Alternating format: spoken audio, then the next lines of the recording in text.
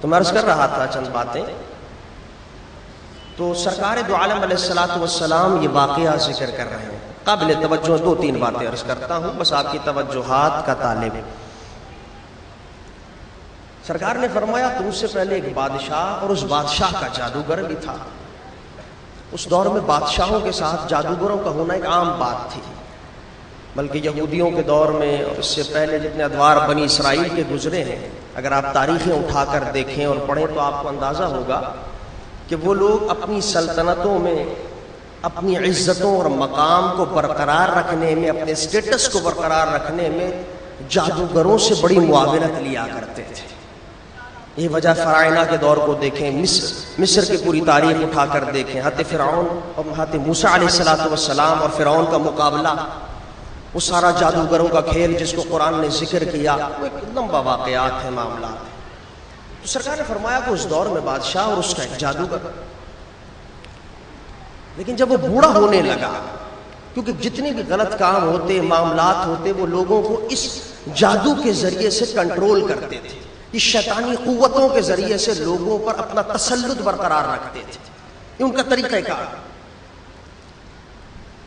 تو جب وہ جادوگر بوڑھا ہونے لگا، فلما کبر، حدیث کے الفاظ سنا، تو اس جادوگر، بڈھے جادوگر نے بادشاہ سے کہا دیکھو میں تو بوڑھا ہو گیا، نہ جانے کتنے دن کی زندگی، مر کھپ جاؤں گا، چلا جاؤں.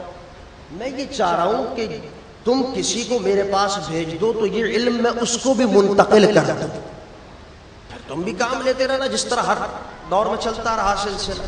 فابعث الی غلاما اعلمہ السحر، حدیث کے الفاظ.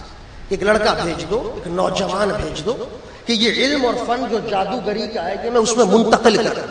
یہ جو شیطانی کام ہے، یہ جو شیطانی علم ہے، یہ چیز میں اس کو منتقل کر دوں گا، کنورٹ کر دوں گا، تو آگے چل کے کام آئے گا.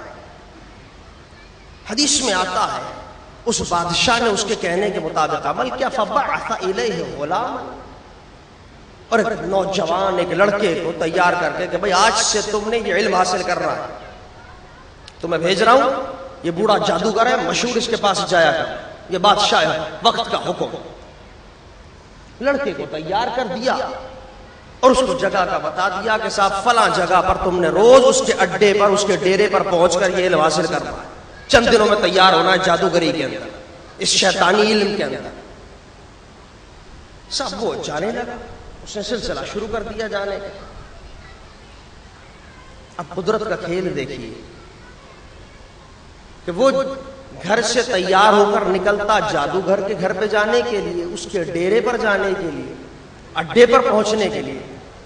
حدیث پاک کے اندر آتا ہے کہ وَكَانَ فِي طَرِيقِهِ رَاهِبٌ إِذَا سَلَكَ، نکلتا تو تھا اس کے پاس جانے کے لیے، لیکن رستے میں ایک اللہ کے محبوب اور اس کے برگزیدہ بندے کا آستانہ بھی پڑتا تھا.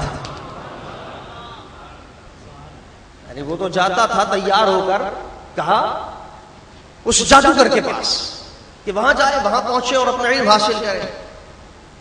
لیکن جب گھر سے نکلتا وہاں جانے کے لیے، پہنچنے کے لیے، تو رستے کے اندر ایک صالح کا، ایک عابد کا، اللہ کے برگزیدہ بندے کا در، اس کا آستانہ بھی بیچ میں ہی آتا تھا.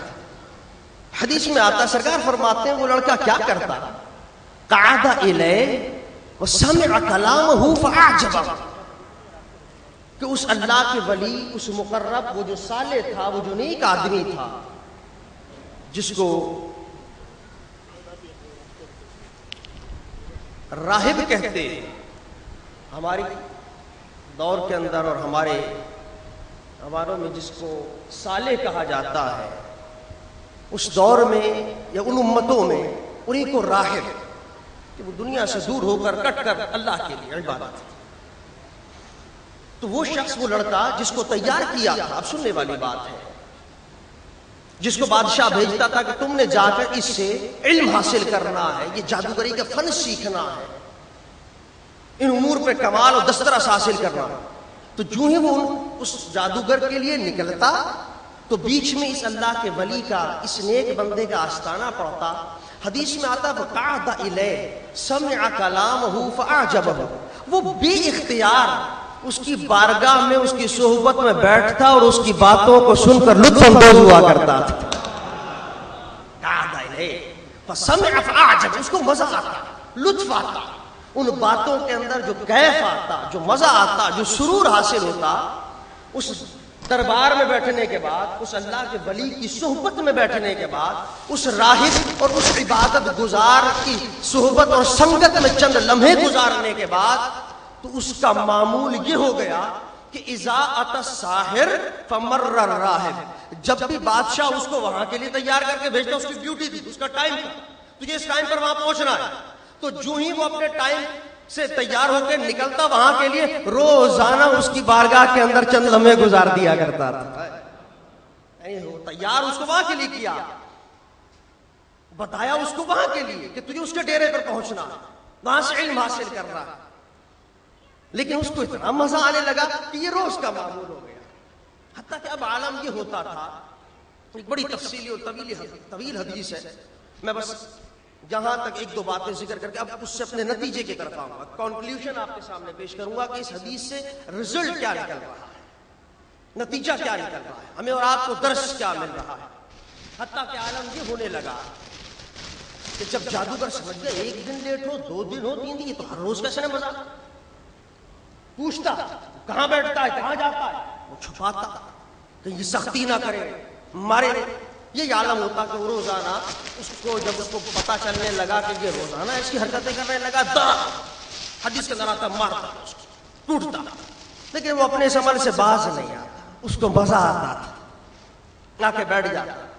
تو ایک دن اتفاق سے جب وہ آنے لگا اسی راستے جادوگر کے پاس جانے کے لیے، تو کیا دیکھا کہ لوگ بڑی خوف کی حالت میں، بڑی پریشانی کی حالت میں بکھرے ہیں. ساری قوم جمع، لوگ بہت خوف زدہ، بڑے پریشان، بڑی تکلیف ہے. کیا مسئلہ ہو گیا بھائی، کیا ماجرا ہو گیا، کیا معاملہ ہو گیا؟ پتا چلا صاحب دابۃ عظیم حبست الناس، ایک عجیب مخلوق نکل آئی، ایک جانور چوپایا بہت بڑا، اور اس نے سارے لوگوں کا جینا دبر کر دیا، روک لیا. لوگ اس کے خوف اور ڈر کی وجہ سے کوئی ادھر بھاگ رہا ہے، کوئی ادھر، ایک عجب آ. لوگ اس مشکل میں، اس پریشانی میں مبتلا کہ جائیں تو کیسے جائیں اپنے کاموں کو، اپنے گھروں کو، اپنی منزلوں کی طرف. یہ تو ہمارے لیے جینا حرام. وہ ڈر گئے. شہر کے اندر ایک افراتفری پھیل گئی، ہلچل مچ گئی کہ کیسے چھٹکارا حاصل کیا جائے، یہ تو تباہ کر دے گا، بربادی مچا دے گا، یہ تو سب کو کھا جائے گا. ایک عجیب خوف کا حال. یہ بات بھی سمجھتے جائے کہ یہ واقعہ کسی عام شخص یا کسی عام عالم یا کسی قطب یا غوث کا نہیں. یعنی جو واقعہ ذکر ہو رہا ہے، یہ جو قصہ سنایا جا رہا ہے، یہ کوئی ولی یا کوئی عالم یا کوئی شیخ یہ وہ ذکر نہیں کر رہا، بلکہ کائنات کا والی محمد مصطفیٰ خود سنا رہا ہے. اس واقعے کی عظمت کا اندازہ کریں. جب حبست الناس، لوگوں کو اس عظیم جانور نے، اس خطرناک جانور نے پریشان کر دیا، روک ڈالا. اب اس بچے کا کمال دیکھو، وہ جو نوجوان لڑکا تھا، وہ جو جادوگری سیکھنے جاتا تھا، اس نے کہا یار مجھے آج تک نہیں پتا چلا حق کون ہے، باطل کون ہے. مجھے تو بادشاہ یہی کہتا ہے یہی سچ ہے، جادوگر اسی کا علم سچا، اس کو تو نے حاصل کر رہا ہے. اس کو تو کوئی بتانے والا نہیں، مگر دل اس کا مائل ہوتا تھا وہ اللہ کے ولی کی طرف، وہ صالح کی طرف، وہاں کے بیٹھا کرتا تھا. لیکن بتائے کون کہ حق کیا ہے،